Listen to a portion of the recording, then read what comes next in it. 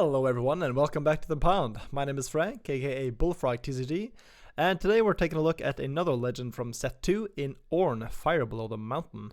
This deck is called Nuts and Bolts. It is a deck focused around gear, and in the previous video we played Ezreal, which is also a deck focused around gear or equipment in specific. Orrn is also a deck focused around, gear in general, but mostly equipment. And I think this deck is really sweet, the legend is really sweet, and what's nice about it for me is that I get to play one of my favorite cards that I haven't been able to play in set 1 because it just wasn't good enough. But in set 2 I can actually play it, and it actually feels really good to play. But before we get into the deck list, if you enjoy these videos and you want to see more from me, then please take the time to leave a like and subscribe. It really helps to support the channel, and I will be forever grateful. So, Orrn says he has reaction, add 1 power, but use only to play gear or use gear abilities. So, we all know how good Kai'Sa is, the Kai'Sa legend, and this is basically Kai'Sa's ability, but just for gear instead of spells. And so it pretty much comes down to how good the gears and equipments are, to kind of see how good this legend is going to be. But I think it's actually really, really good. Because the thing about gear is that you have to pay the power cost to equip them all the time, and some of that can be mitigated by like creating gold, but if you don't have gold, then it's like that power is going to tax you quite a lot, but this legend ability just allows you to circumvent that to a certain point, and that is just so good because then you can keep equipping stuff while still maintaining your rune curve, which is really important. But okay, in addition to the Orrn legend, we are playing an Orrn champion. We've gone for the blue Orrn, the Orrn Forge God, 6 energy, 4 might, deflect 2, weapon master, and I have +1 might for each friendly gear. So this is kind of our finisher. This is the big payoff for playing a bunch of gears, and the important thing is that it doesn't trigger off equipment, it triggers off gears, which means that it also counts gold tokens.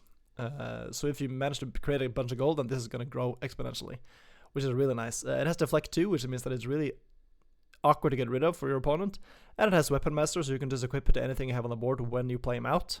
So this is just a really, really solid payoff for playing a bunch of gears, and the most important thing, he doesn't cost a power. So he's really comfortable to play out as well. And like when you play him out, he's usually going to be like an 8 might plus unit, which is really sweet.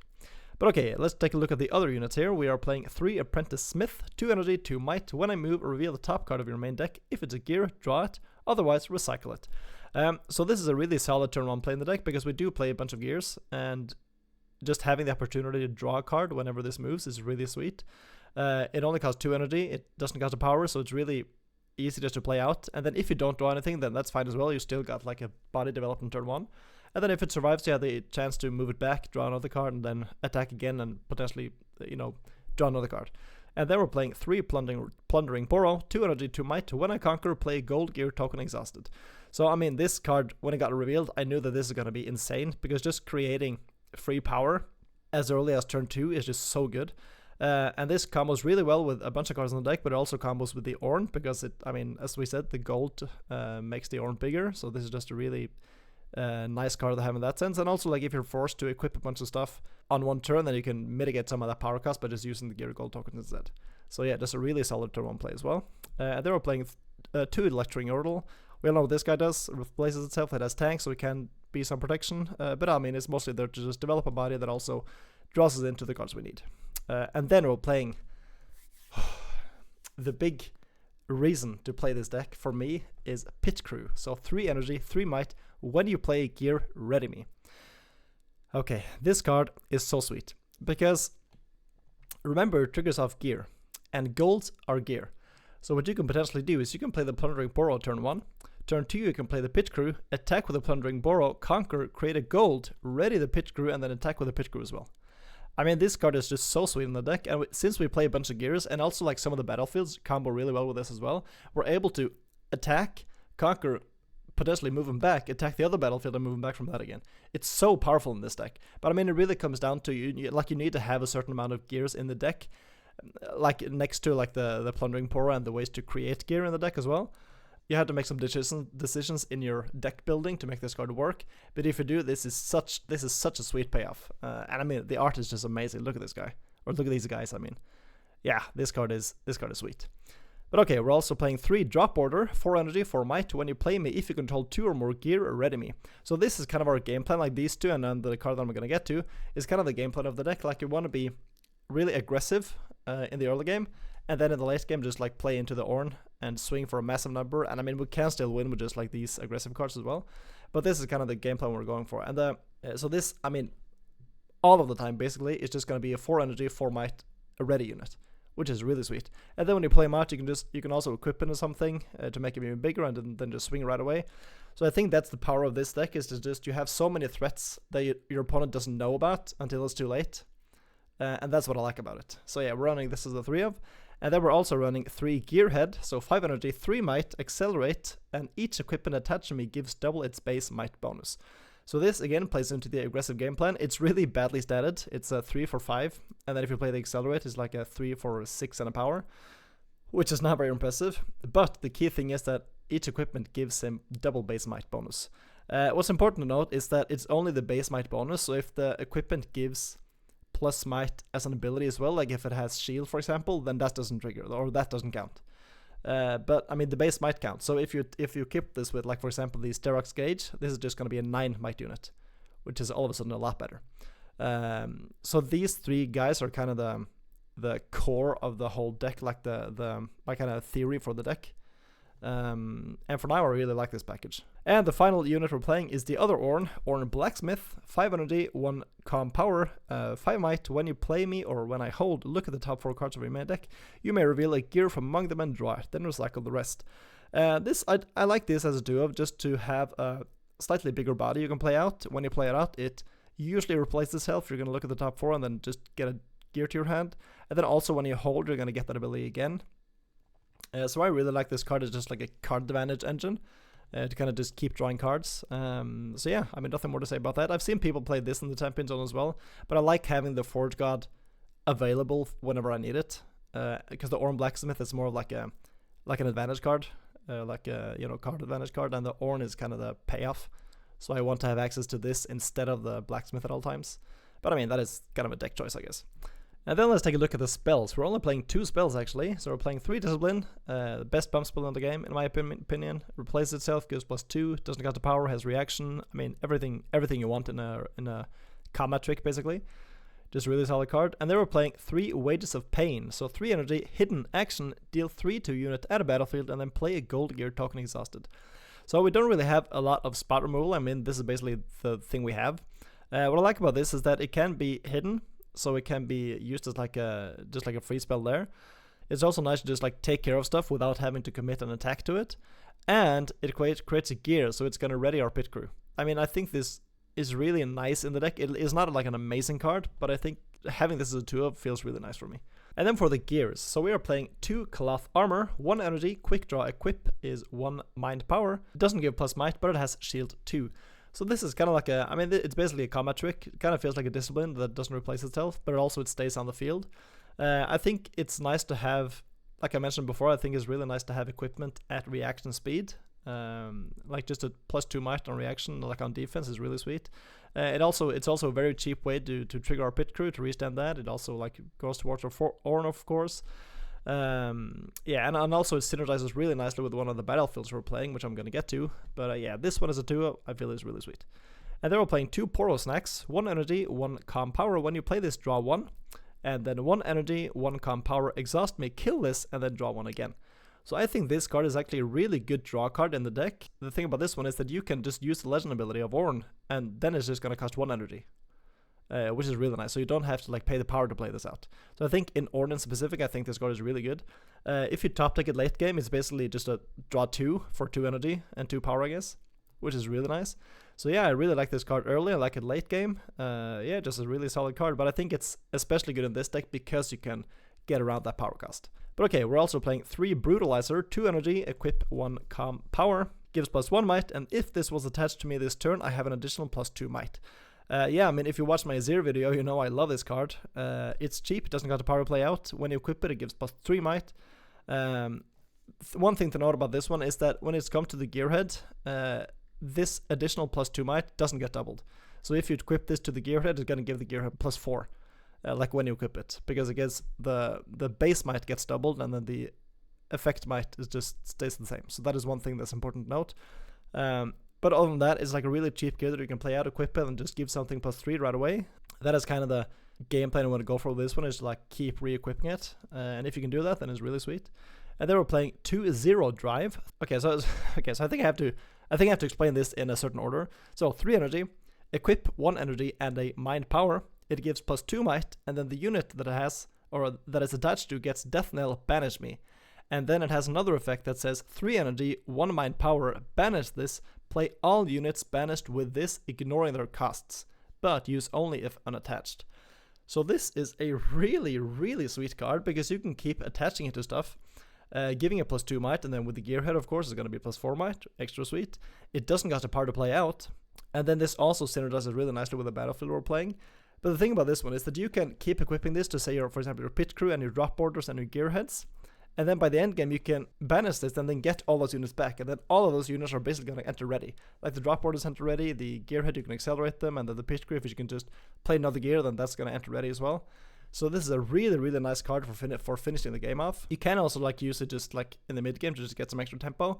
But the thing is that if the meta is full of gear removal, this is not going to be as good because then people can just blow it up. And even if you have a second one, like if you play the second one out, then the banish counter resets. So you can't banish a bunch of units with 1-0 drive, and then that one gets destroyed, and then play the second 0 drive, and then banish that to get all the units back. That doesn't work that way. It can be kind of awkward because you can't like banish this when it's attached.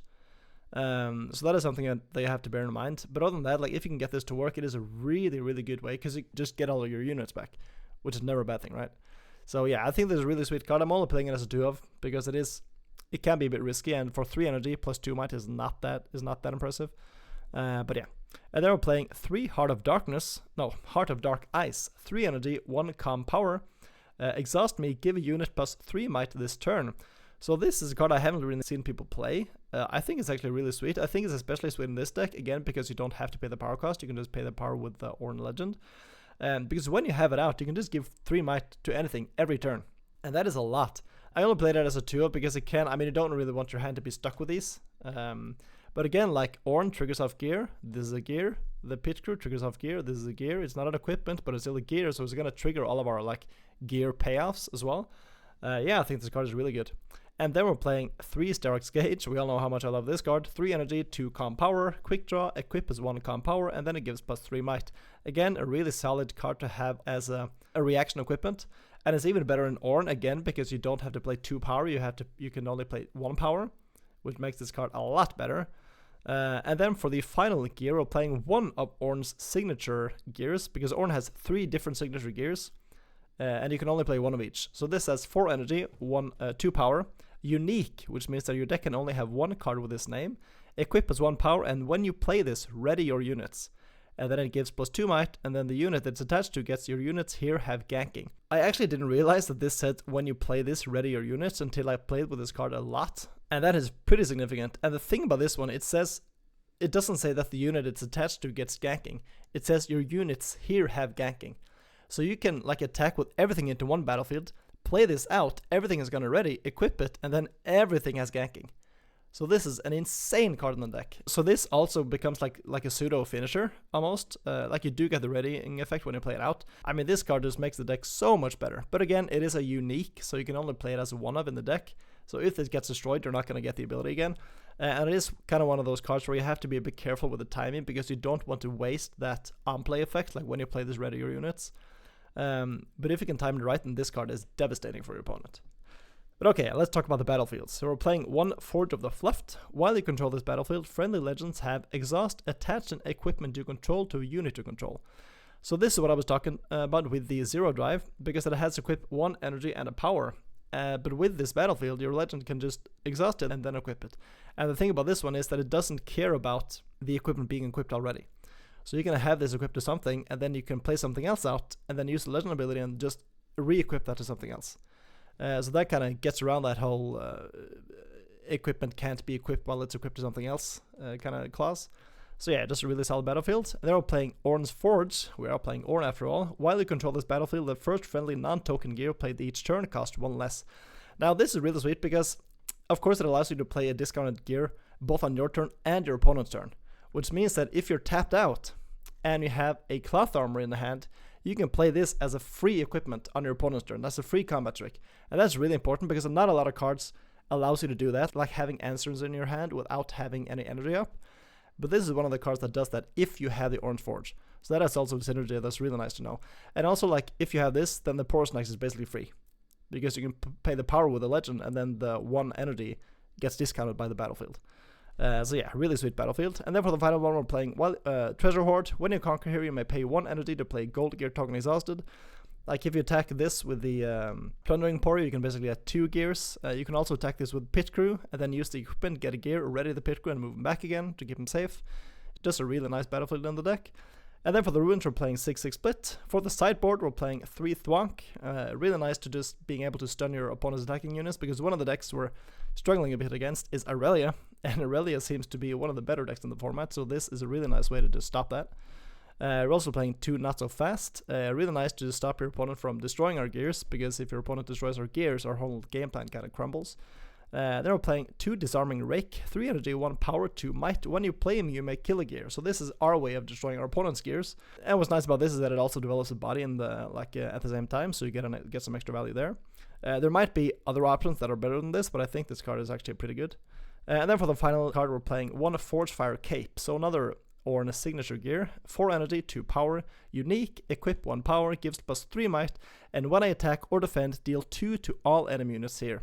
So this is a really nice card to just punish your opponent going wide. It gives +3 might, so with the gearhead again, that's going to be 9 might in total for this guy.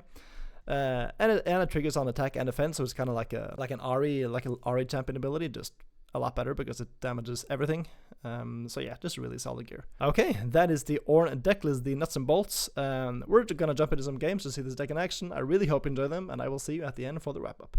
So, game 1 is going to be against Ahri. We are on the Forge of the Fluffed, and our opponent is on the Dreaming Tree. So let's see how this goes.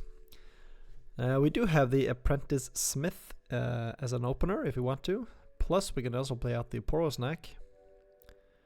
Okay, our opponent is opening with a Stalwart Poro. That is a standard move. We're going to play out the Apprentice and play the Poro, draw into a drop order. That's nice to have a rushed unit. Once we get another gear developed, okay, our opponent attacks with a Poro. Depending on what he does, we might be able to just play out the Zero Drive, attach it, and then swing with the Apprentice Smith. But let's see what happens here. Okay, plays a Stupefy to draw 1, or draw 2 actually. Plays another Poro, okay. Yeah, I mean, we do have the option to play out the Zero Drive. We could also play out the Heart of the Dark Eyes, or Heart of Dark Eyes, and then keep up the Discipline as well. So we do have some options here. Okay, we decide to attack with the Apprentice Smith into the Forge of the Fluffed battlefield. And not get a gear off the top, we just get a gear ahead, which is not what we want. Okay, we get our first point, and let's see what we decide to do. Yeah, we just decide to develop the Zero Drive right away, and then we can just use the battlefield to equip the Orrn to the Apprentice Smith, and since we did that, now we still have the Discipline up. So now we're feeling pretty safe that this guy is going to survive, or this gal is going to survive, I guess. And then, you know, even if she doesn't survive, then we still have the option of bringing her back with the Zero Drive, if we want to. But okay, let's see what happens here. Okay, our opponent is playing out the Ahri, okay. Playing out the Ahri this early is pretty risky, because if I manage to take care of it, that is a quite a significant hit to his game plan. We go into the Gearhead, so I mean, we have a bunch of accelerated units here.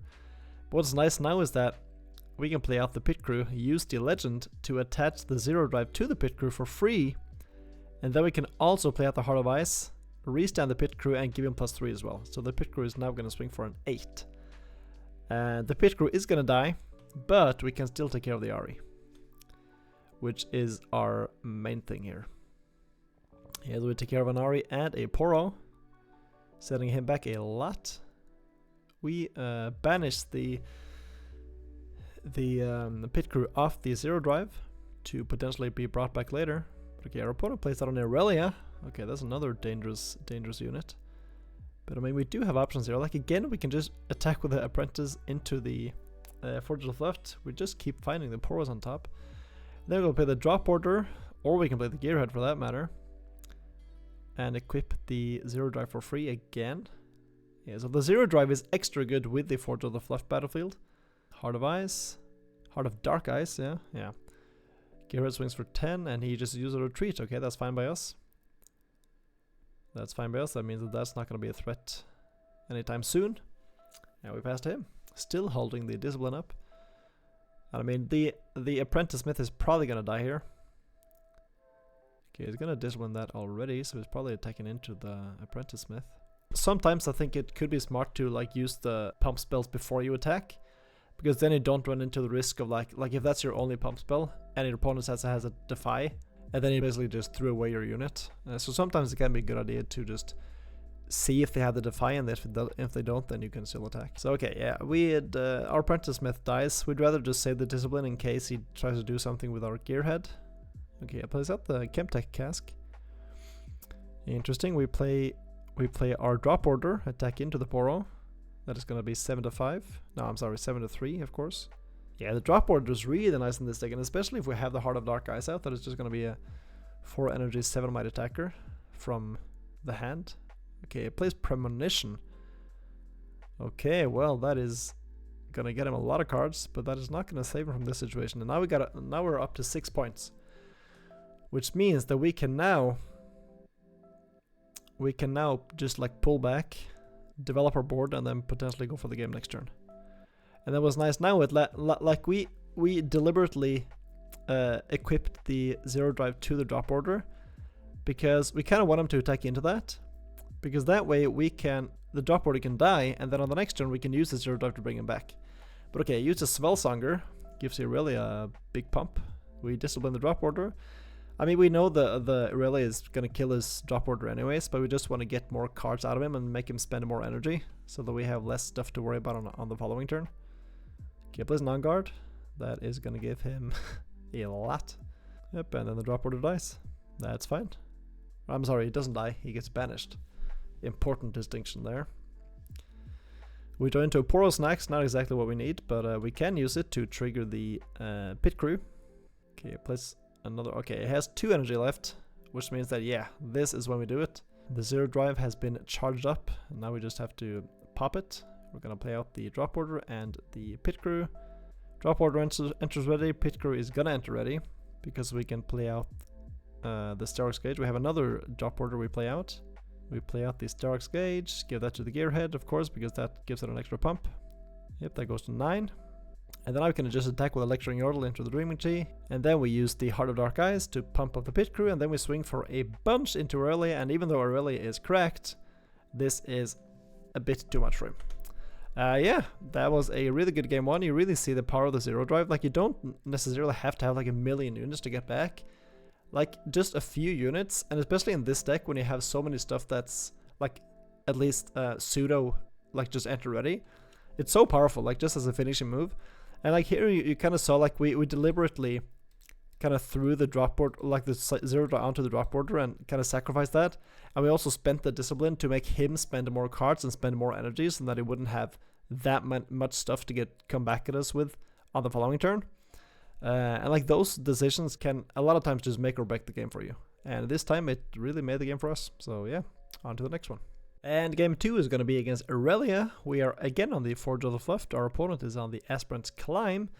So not really the equipment we're looking for, but I mean, still not too bad for us. We're not really that aggressive. So yeah, let's see how this goes. We have quite a decent opening here with a double Apprentice Smith and a Discipline and a Sterox Gauge. Okay, passive without playing anything. That is exactly what we want. That is exactly what we want. Plays for the Stellarcorn Herder. And that's a pretty good card for him. It's gonna allow him to get a lot of draws. Okay, we get the Cloth Armor off the top. That's nice. Get a bonus draw. Now we can play the Apprentice Smith. And then now we can either play the Apprentice Smith or we can play the Pit Crew. We decided to play the Apprentice Smith just because now we can have both the Discipline and the Cloth Armor up, in case he wants to attack into our guy. Yeah, that's what's nice about the Cloth Armor, is just having like a, I mean, it's a pseudo on guard on defense, like as a combat trick that also stays on the board and kind of works toward the rest of your game plan. Okay, it does decide to attack into that. He gets a draw off the ability, and then he plays an on guard. Okay, so we're kind of debating like playing the Discipline here, because I mean he has a lot of energy up, but we do it. We still do it. Just we want to get a draw off. We want him to spend more cards.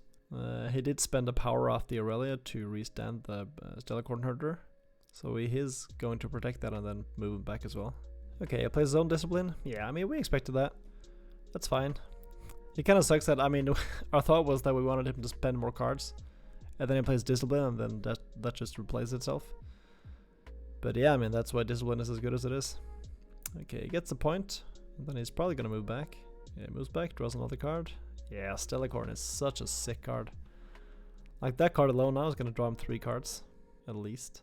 We attack again, we found a Brutalizer. Okay, this Apprentice Smith has been doing work this game. Okay, we develop a Pit Crew. We have the Brutalizer, use the Orrn to equip it to the Pit Crew, and then of course it restands because we played out of gear. And then we attack the Aspirant's Climb. Get on the point. Okay, our opponent wanted to play out the Zani's Hourglass earlier in the turn, or on his turn, and I was like, that's way too late. But okay, fine, go for it. Yeah, we want to be in the point lead here. That's why we attacked into this, and then we do equip the Cloth Armor to the Pit Crew, so it's a bit harder to remove. And then we also have the Discipline up in case he wants to attack into that. Because I mean, the Pit Crew is the unit we want to protect her. We don't really care that much about the Apprentice Smith. Like, drawing cards is nice, but I value the flexibility of Pit Crew over the potential draw of the Apprentice Smith. Okay, I plays at Irelia. Plays non-guard. Okay, so he's gonna be able to ready that with the Irelia Legend. The on-guard is pretty awkward here because he also has a Stellarcorn Herder, so that is only gonna give him a +1. Yeah, so the Irelia is actually a 4, 5, 6, 7 here. Because it gets 1 from being chosen, then it gets another one for being readied. Yeah, Irelia with the Irelia Legend is such a sick card. Oh my gosh. Okay, attacks with both of the guys, and that is a big mistake because now we can use the Discipline, pump the Apprentice Smith up, and then deal damage to the Stellarcorn Herder, so that he has to use the Zani's Hourglass on that, so that he can't save the Irelia. So that is a big mistake for him. I think he should have just because I mean, we only had 2 energy up, and we couldn't have gotten that big of a pump. Like, we couldn't have gotten like 5 might off of that. So yeah, that was a big mistake. He kind of threw away Zani's Hourglass there, but you know what? He played it out way too late anyway, so it's kind of deserved, I guess. Okay, but he gets a point, and then he can use the Irelia Legendary to restand that. I mean, he should, because if not, I am gonna come swinging here. Okay, just that's fine. We move back, we get a point for holding, we play the Brutalizer, equip the Brutalizer, Pitch Crew becomes a 7, and then we potentially have this Dark Gauge as well. Irelia is only a 4. Okay, that's a Defiant Dance. So thankfully, because he didn't ready his legend, the Defiant Dance is only going to give him a +2, which means that this Derrick's Gauge is going to be able to beat over it. So that is now 7 into 5, and then we can Derrick's Gauge to get 3 more. Yeah, perfect. That lines up very nicely for us. Yeah, a couple of mistakes from him, or misplaced from him, allowed us to take that out, and then we can just play the Poro, and since we played this Derrick's Gauge, the Pit Crew got ready, and then we were able to move him back as well. So yeah, so far so good. We're in the point lead. Our opponent attacks with the Stellarcorn Herder, drawing another card. Yeah, that Stellarcorn has been doing some work for him. He has 8 cards on hand. We have 2, but our board is significantly better. That is to be said. So we're potentially 2 turns off winning here. And now we have the Plundering Poro as well, so we can ready the Pit Crew for that. Okay, he plays another Herder. That's nice for us. Spends a lot of energy to play that. Yeah, that is one of the downsides with the Irelia deck, is that is really power hungry. Like, now he's only on 7 runes. And spending 4 runes to just play that, it's fine. Okay, he plays Guardian Angel. Okay, we draw into a Poro Snacks. We attack with a Plundering Poro. Do we get it? Yes, we do. We get a get a point. We get a gear. We get a gold. We could have attacked with that like after we attacked with the Pit Crew. But now we're kind of like we're getting into 7 points, and we kind of like just holding this battlefield. So we just attack with that afterwards, and then we play out the Orrn. The Orrn is pretty massive here. He's a 7 might unit. Well, no, he's not actually. He's a 10 might unit because we have 6 gears on the battlefield. Yeah, 10 might, double deflect, not bad at all. And then the Pit Crew is an 8, 10 on defense. And yeah, we just let the Plundering Poro go. We could have used the Cloth Armor, but I mean, he has 1,000,000 energy, so... And then he plays another Irelia. That's actually fine by us. Like, we want him to just spend a lot of his energy here, so that we can potentially just go for the drop order and like go for like drop border and pit crew and go for a game like that, because we can also use the Orrn to equip something to, I mean whatever, like one of the brutalizers to get 2 extra might. Okay, equips the Guardian Angel to the Irelia, and he also uses the Legend Irelia to ready that. Okay, so I think he probably wants to see if he's able to at least take care of one of these guys. He probably can take care of both, and we still have the cloth armor and 1 cloth armor on the board. Okay, Fight or Flight's the Orrn. You know what? That's fine. That's fine. If that's what he wants to spend his energy on, we are fine by that. Or fine with that. Because, I mean, if he attacks with the Irelia into the pit crew, we can just attack back on the next turn with the Orrn and then go with the drop board and the pit crew into the Stellarcorn Herder for the last point. Okay, so now it's 7 versus 10, so he needs 4 more might here.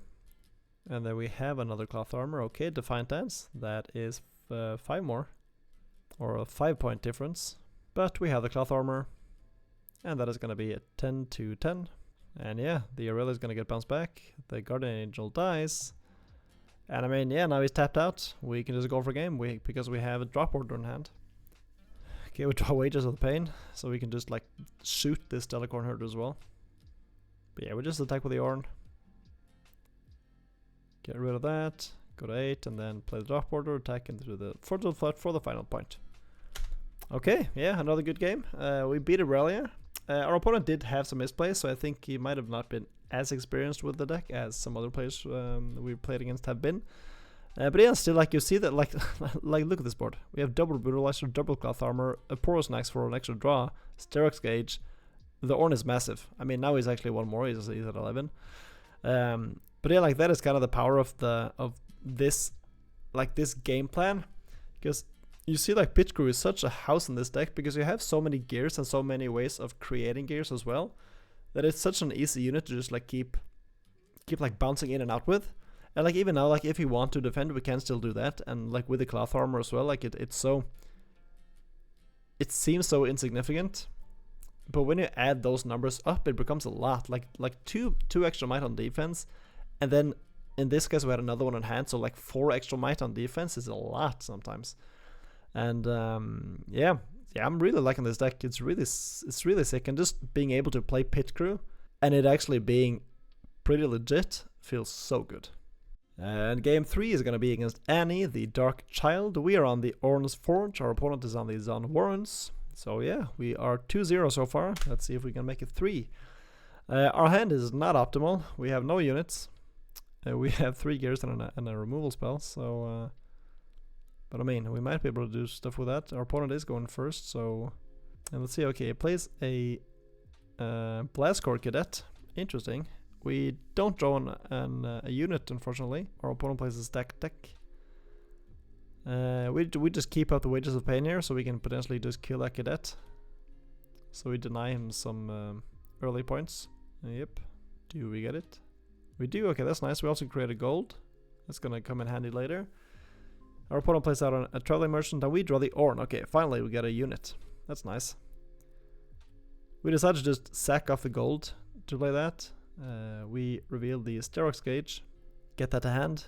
Yeah, we don't want to like recycle runes this early. Okay, he attacks with the Traveling Merchant, discards a Seal of Discord and a Blood Rush, and then plays a Kai'Sa. Okay, the Kai'Sa, we are going to be able to take care of that, which he conquers 1, draws 1 more. I mean, this hand, it just brutalizes Kai'Sa. Yep, we attack with Orrn. That is 5-4. Do we have anything? Okay, he has a Flash. Okay, just brings his guys back. That's fine by us. Yep, he gets another trigger off the Traveling Merchant, discards a Treasure Hunter. Now we have some options here. I mean, we really like just keeping up the Cloth Armor and the Sterox Gauge. And like hilariously with the Orrn's Forge, the Cloth Armor is actually going to be free to equip, or free to play. Yeah, we take advantage of that battlefield to play out the Sterox Gauge for 1 power less. Or 1 energy and a power less, because of the Orrn. We could have played out the Gearhead as well, but we'd rather keep our options open, like have a bit of defense if we need it. Okay, attacks with the Kai'Sa into the Zon Warrens. Gets a draw discard. Discards a Treasure Hunter, discards another Treasure Hunter with the Traveling Merchant.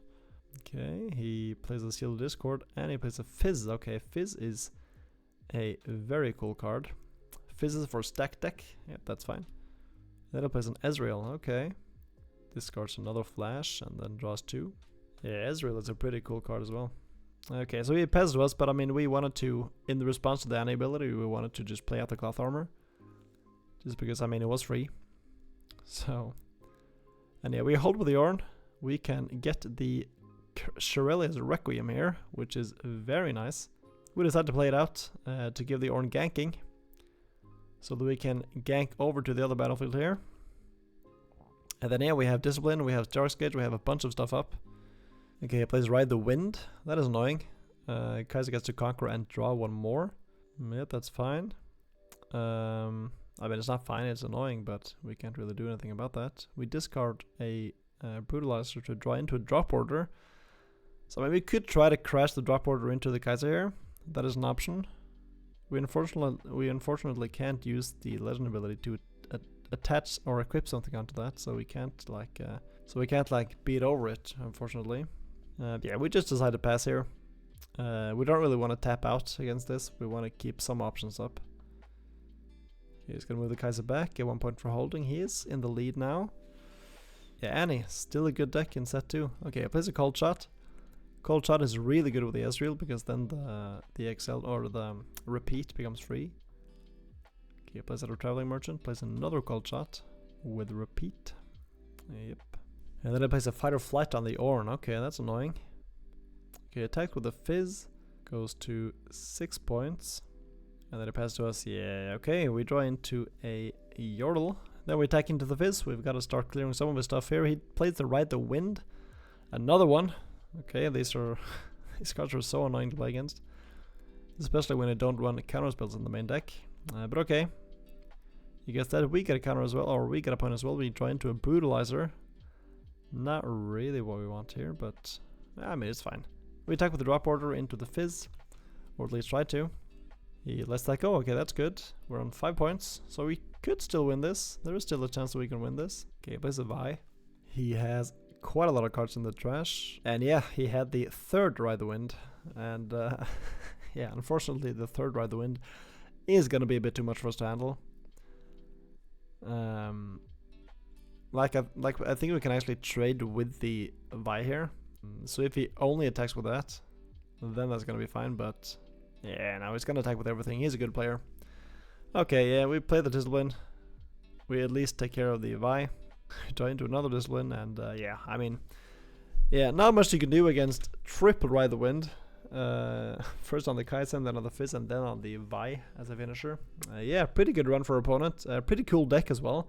Like you see, a lot of the new set 2 cards just give a huge boost to already established decks, like Origins decks, like for example Annie, and like Yasuo as well, and like a bunch of other decks. So yeah, fun game.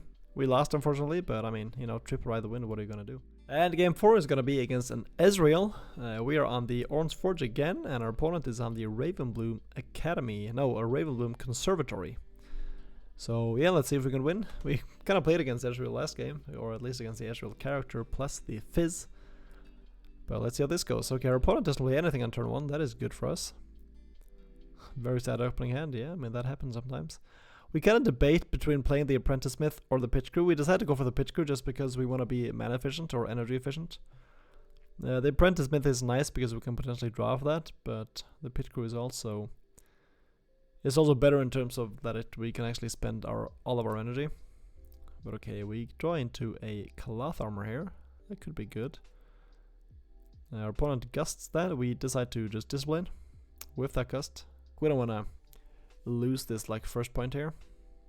Then we play a Brutalizer because we are on the Orange Forge. We move the Pit Crew back, and then we'll play the Apprentice Smith. Yeah, so I mean, this was all possible because we played the Pit Crew first, like on turn 1. If we hadn't played that, then this turn would have been a lot slower. But okay, attacks with the Treasure Hunter, gets a gold, and then plays out the Ezreal. If it discards an Infinite Mind Splitter, okay, I mean, we're glad we don't have to fight against that. Okay, uses Orrn to equip to the Apprentice Smith. We don't find anything off the top, unfortunately, but we do manage to kill this Treasure Hunter, I believe. Okay, he wants the Ravenbloom Conservatory trigger. That's fine. Can you stop our 5 Might Apprentice Smith here? You cannot. Okay, that's good. We get a point. We attack with a pit crew into the orange forge. Can you stop that? No, we can't. Or I mean, it doesn't want to at least. Then we play out the Orrn here. We find a Sterox gauge. That's nice. Then we play the cloth armor for free, and then we move the pit crew back again. Yeah, I mean the pit crew is so sweet. Yeah, we forgot to reveal, so we just showed him that Sterox gauge, and then we pass back to him. We could have stayed on the Orrn's forge battlefield to potentially play the Sterox gauge for for a discount next turn, but I mean, we'd rather just keep this pit crew safe. Okay, I place the singularity. That's pretty annoying. Yeah. We're like, oh, we can just play this Sterox gauge. And then we're like, oh, never mind, we're not on the orange forge. So, yeah. Well, shoulda, coulda, woulda. Okay, attacks with the Ezreal. We do have the Gearhead here, so we can potentially attack with that as well. Okay, hides a card. I mean, that is probably a fight or flight, is our immediate thought, but we decide to play the Wages of Pain. So we kind of force him to use that card right away. Let's see what it is. Okay, so it is a fight or flight.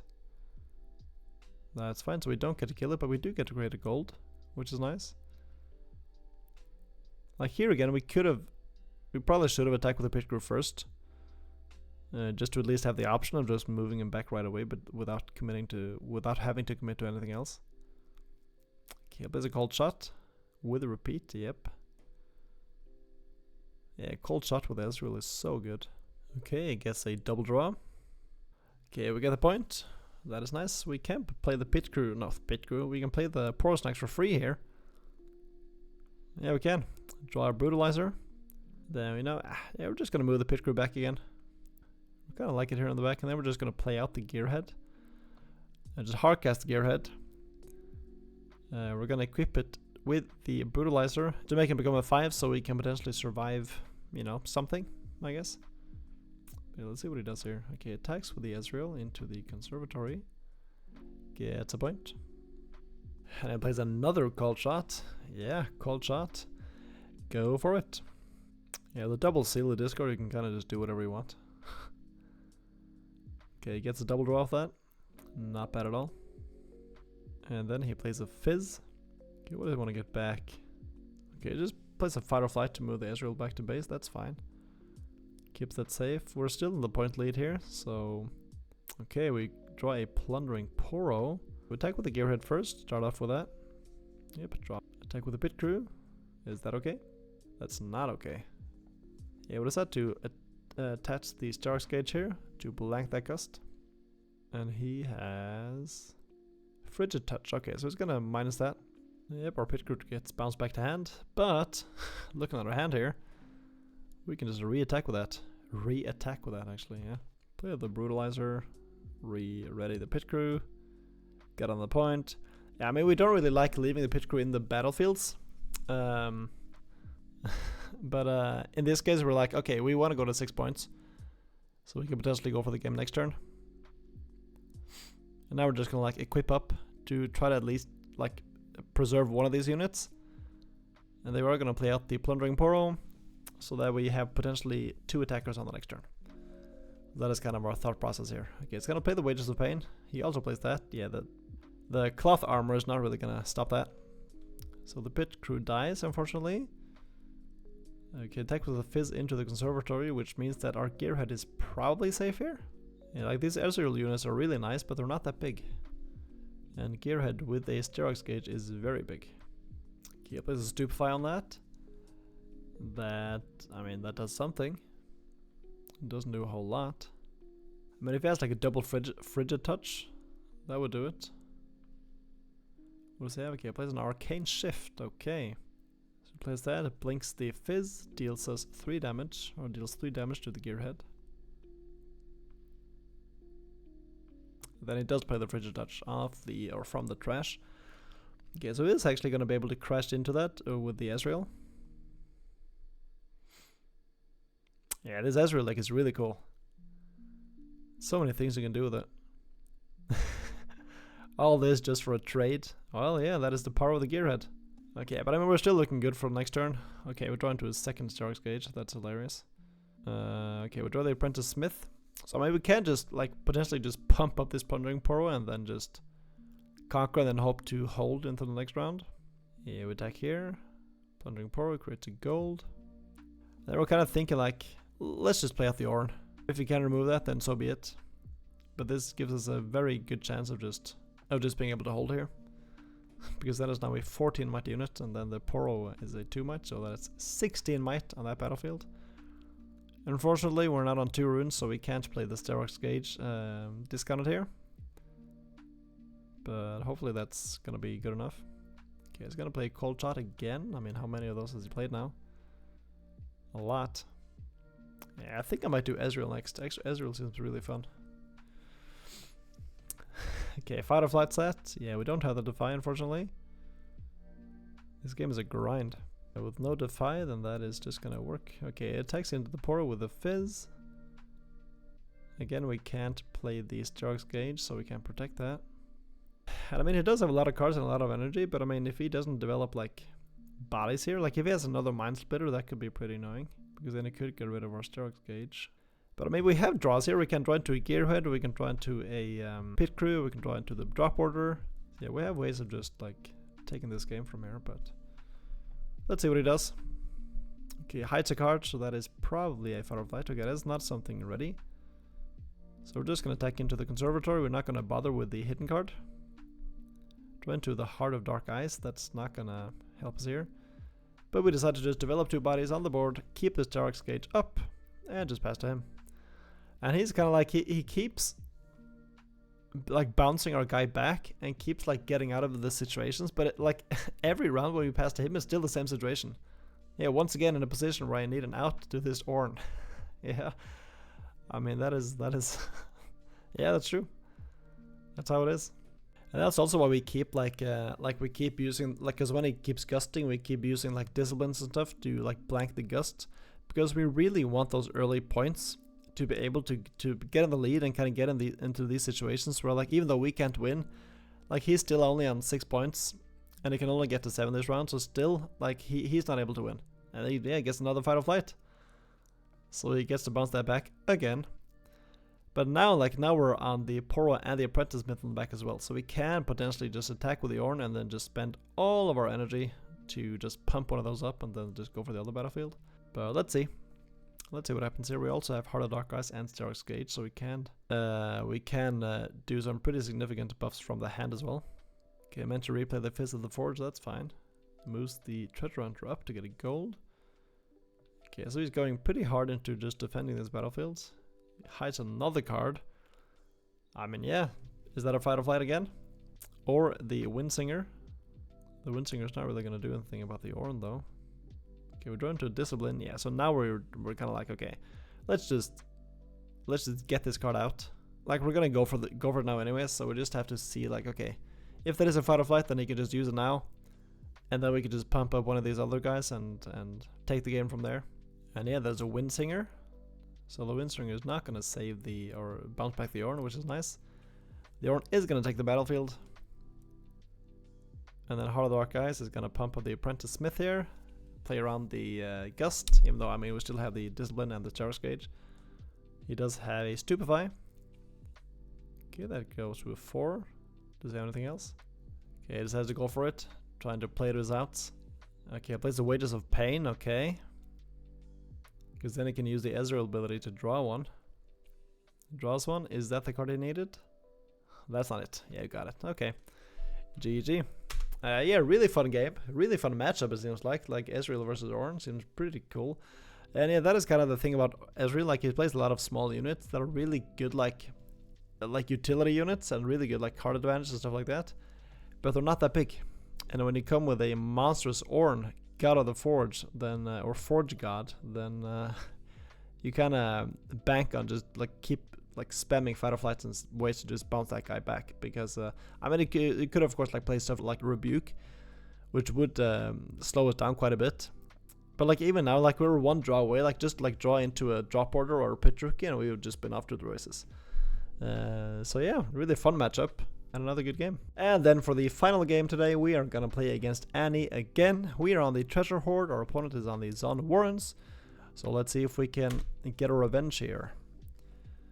We have a very good opening hand. We have both the Plundering Poro and the Apprentice Smith that we just drew into. So what do we value more? We decided we value the gold generation over the potential to maybe draw a card. And our opponent, what is he gonna lead off with? Getting gold early means that we can potentially just play this Dark Gate for free when we're going to. Okay, plays a Powder Poro. Okay, that's fine. It passes back to us. Yeah, we decided to attack with a Plundering Poro. Do you have anything? What's nice here is that we can get potentially 2 draws off of that. Or 2, okay, plays a Void Seeker, 2 gold off of that. Plays a Void Seeker. Now we can play the Sterox Gauge to protect that. And that's what we're kind of thinking about here. I mean, it would actually just setting ourselves back 1 power. And we're like, yeah, that's probably worth it. We're just gonna do that. Deny him, denying us that early point. And then we're gonna get 2 gold off of that. So yeah, that seems like a good trade for us. Get a point, get a gold, get another gold. But okay, what does our opponent decide to do here? Okay, he decides to attack into the Zon Warrens, discards his Scrap Heap, gets a double draw off of that. Plays Decktech, okay. Hopefully he doesn't find anything good. And then he plays out a Traveling Merchant, okay, pretty standard. We get a point for holding. We have some options here. We can play the Apprentice Smith along with the Heart of Ice, for example, which we decided to do. We could have also played the Gearhead, but I think just preserving the Gearhead and not letting him know that we have an accelerated unit is more valuable. Plus, what's nice about the Orrn is that we can just play the Heart of Dark Ice without having to pay the power cost. Nice gears. Well, thank you, sir. Yeah, I think our opponent is still on a set 1 deck, or Origins deck, so he hasn't used any of the new cards yet. But that's fine. Okay, he attacks into the Treasure Hoard, discards a Draven. No, I'm sorry, a Darius. Okay, that's good. We don't have to worry about that. But that also means he probably has another one. Yeah, he decides to create a gold with the battlefield. Yeah, okay, plays another Darius. Yeah, he tries to attack with that, but of course that is not active because playing a gold does not count as playing a card. I mean, we would have actually liked him like playing that into a battlefield because then we could have just attacked into it on the next turn. You're gonna attack with the Traveling Merchant and find a Poro off the top. Yeah, the Traveling Merchant seemed to always find the Poros. He's gonna play Flash, so that means we are gonna get the point. We're gonna discard the Heart of Dark Ice here. We don't need 2 of them. We're gonna attack with the Poro, get a gold. Do we want to get another gold? No, we don't. We'd rather just play out the Orrn here and then hold up the Cloth Armor. Gonna play it into the battlefield, potentially be able to hold, and yeah, pass back to our opponent. Yeah, we could have also equipped the Sterox Gauge to Orrn, but we still want to give this Poro a fighting chance of surviving. Okay, he's gonna Gust our Apprentice, that's fine. We don't want that to die, so having it gusted feels better than that, or feels better. If he attacks with 1 guy into the Poro, we are gonna use the Cloth Armor here, to at least take one of the guys with us. Okay, he's gonna attack with a Darius and a Traveling Merchant here. We decided to just kill the Traveling Merchant. Our opponent, for some reason, decides that no, that's gonna survive. And we just never comment on that. So yeah, that's pretty weird. Okay, he's gonna cleave up the Darius. That's fine, that means we can still play out the Cloth Armor and then trade with both of those. Because it gets +2 from the shield and then also +1 from Ornn's ability. So we trade with that, and then we have the Gearhead to potentially just swing into this other battlefield on the next turn. And then we draw into the Requiem as well, which is pretty nice here. We attach the Xerox Gauge, the Gearhead becomes a 9, and then we also have potentially Discipline or the Wages of Pain up. Ride the Wind. I mean, yeah, that's fair. That's fair enough. Had we had 1 more energy here, we could have played the Requiem and then just ganked over to that battlefield because the Gearhead would have been readied. But we can just do that next turn potentially. Okay, we're gonna get a gold. Our opponent is gonna get a point for holding. Yeah, so that Traveling Merchant didn't matter in the end. Okay, he's gonna Fight or Flight our guy. I mean, it doesn't really accomplish much. Okay, he's gonna Sneaky Deckhand, that's fine. That's so fine by us because, I mean, he's out of cards now. So, you know, and if he doesn't move this Darius back, then he's just insane. Okay, he doesn't move that back. I guess he wasn't thinking clearly about that. Because that just allows us to freely take care of that. Just gonna Wages of Pain this Sneaky Deckhand. Clear up his whole board. He has no cards left. We have a lot of cards on the board and some cards in hand. I mean, yeah, this is looking like our game. Okay, now it's his turn. Did he draw the out to our board? Is the question. He plays an Ahri. Okay, got stack deck. Plays the stack deck. Draws a card. And he plays a Kai'Sa. Okay, so he's gonna be able to conquer with that. He's gonna get to draw 2 points. Or 2 points, 2 cards. Because he's on the 7th point here. But unfortunately for him, that is not gonna be enough. Because we hold with the Gearhead. I'm just going to be able to play this Requiem, equip it to the Gearhead, make that a 13, and swing over to the other battlefield. Yeah, I mean, we kind of had a lot of outs here. Yeah, GD. I mean, this was an Origins deck, so we didn't have any of the new cards, like the Ezreals and the Fizzes and all that. But still, like, Ahri is still a good deck. We managed to beat it. He did get off to a slow start. He didn't play anything on turn 1, which certainly helped us. Yeah, the Gearhead is such a house in this deck. Just the Sterox gauge on that makes it a 9 might unit.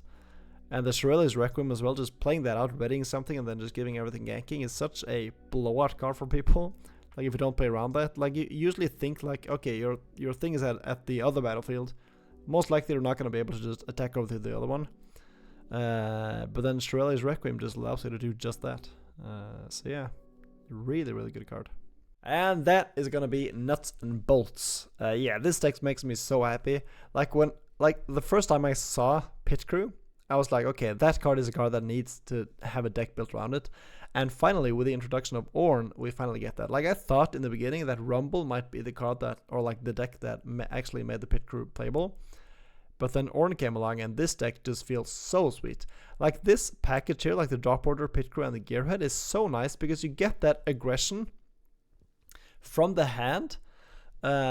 And like when you combine these with the, just the gear we have out, like the Heart of Dark guys and the Sterox Gauge and the Shirelli's Requiem and all of these guys, it just becomes such a big threat for your opponent to deal with. And like especially the Pit Crew, being able to attack and then just playing a gear and then just moving him back again to keep him safe. And the way he synergizes with both a Plundering Portal and also the Treasure Hoard battlefield is just so sweet. And you saw like that one game we got the 0 drive off as well. Like, this card is so good to just, I mean, it's weird because it's kind of like it kind of feels like I have a second hand. And when you use this, you pop this and then you just get back everything that's died. It's such a sweet card. But again, I mean, it is risky to play because if your opponent has one gear removal and they just kill this, then you're not going to get any of your guys back. But like, even then, it's still worth playing, I think, because you still had a gear that only costs 3 energy, no power.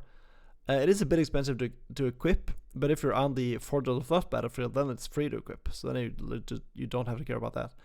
But like, even then, like, it gives +2 might, which is nice, and like on the Gearhead, that's +4 might, so that's still good. Like, it's still a good gear in that sense.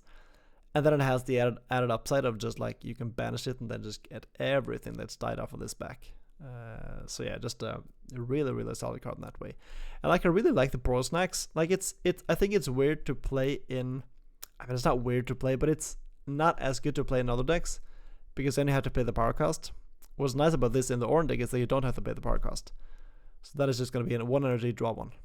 And then potentially just have that sitting on the board, pumping up the Orrn. And then if you need the draw, you can just use another energy to draw 1.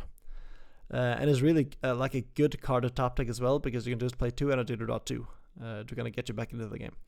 And then, yeah, I mean, all the Orrn signature gears are really sweet, like this, and then we also have the Forge Fire Cape on the side deck. I don't play the third one because that just pumps damage, makes all damage like from spells and abilities deal 3 more, which is a sweet ability.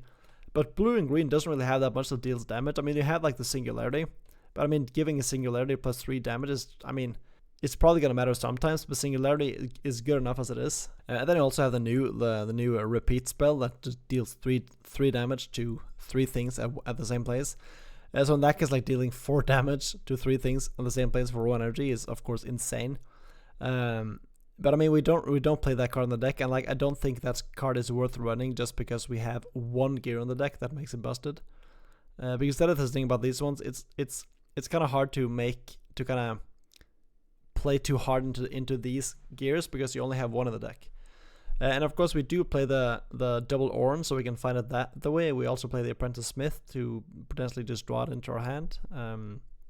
So we have ways of finding it, but because we're restricted to only playing 1 in the deck, I think this is the best one because it has the ganking and also has the on play when you play this, just ready all of your units. And that's such an insane ability. It's ready your units. Doesn't care about where they are. They can be in the base, in the battlefield, doesn't matter. And then everything where, like, at the location that this is equipped to has ganking. I mean, this is just an insane gear. It's such a sick gear. But of course, because it's so sick, it only gives +2 might, whereas the other two gives +3 might. This one is a lot better, I think, than the third one, just because it's a lot more relevant more times.